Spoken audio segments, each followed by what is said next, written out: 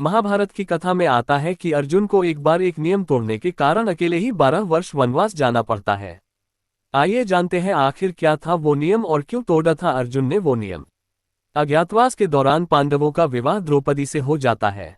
अज्ञातवास समाप्त होने के बाद वो सब वापस इंद्रप्रस्थ लौट आते हैं। इंद्रप्रस्थ में राज्य पाकर धर्मराज युधिष्ठिर अपने भाइयों और द्रौपदी के साथ सुखपूर्वक रहने लगे।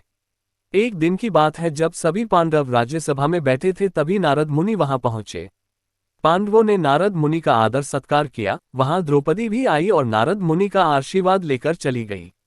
द्रौपदी के जाने के पश्चात नारद ने पांडवों से कहा कि पांडवों, आप 5 भाइयों के बीच द्रौपदी मात्र एक पत्नी है, इसलिए तुम लोगों को ऐसा नियम बना लेना चाहिए ताकि आपस में कोई झगड़ा ना हो, क्योंकि एक स्त्री को लेकर भाइयों में झगड़े मौत का कारण भी बन जाते हैं।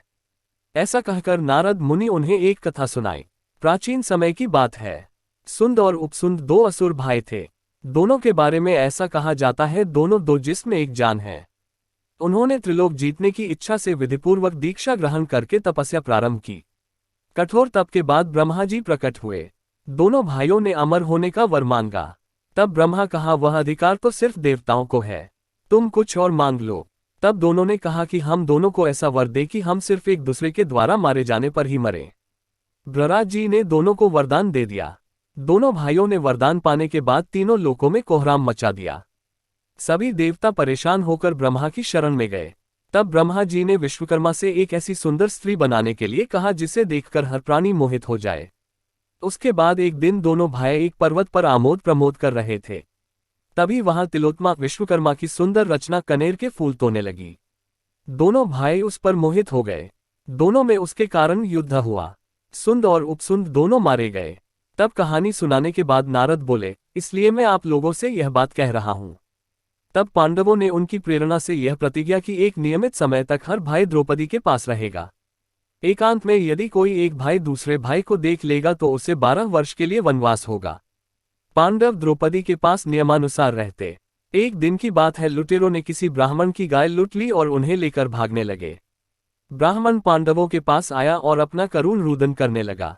ब्राह्मण ने कहा कि पांडव, तुम्हारे राज्य में मेरी गाय छीन ली गई है। अगर तुम अपनी प्रजा की रक्षा का प्रबंध नहीं कर सकते तो तुम निसंदेह पापी हो। लेकिन पांडवों के सामने अड़चन ये थी कि जिस कमरे में राजा युधिष्ठिर द्रौपदी के साथ बैठे हुए थे, उसी कमरे में उनके अस्त्र शस्त्र थे। एक और कौटुंबिक नियम और दूसरी तरफ ब्राह्मण की करुण पुकार। तब अर्जुन ने प्रण किया कि मुझे इस ब्राह्मण की रक्षा करनी है, चाहे फिर मुझे इसका प्रायश्चित क्यों ना करना पड़े।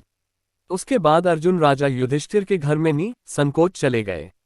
राजा से अनुमति लेकर धनुष उठाया और आकर ब्राह्मण से बोले, ब्राह्मण देवता, थोड़ी देर रुकिए, मैं अभी आपकी गायों को आपको लौटा देता हूं। अर्जुन ने बाणों की बौछार से लुटेरों को मारकर गाय ब्राह्मण को सौंप दी। उसके बाद अर्जुन ने आकर युधिष्ठिर से कहा, मैंने एकांत गृह में आकर अपनी प्रतिज्ञा तोड़ दी, इसलिए मुझे वनवास पर जाने की आज्ञा दें। युधिष्ठिर ने कहा, तुम मुझसे छोटे हो और छोटे भाई यदि अपनी स्त्री के साथ एकांत में बैठा हो तो बड़े भाई के द्वारा उनका एकांत भंग करना अपराध है। लेकिन जब छोटा भाई यदि बड़े भाई का एकांत भंग करे तो वह क्षमा का पात्र है। अर्जुन ने कहा, आप ही कहते हैं धर्म पालन में बहानेबाजी नहीं करनी चाहिए। उसके बाद अर्जुन ने वनवास की दीक्षा ली और वनवास को चल पड़े।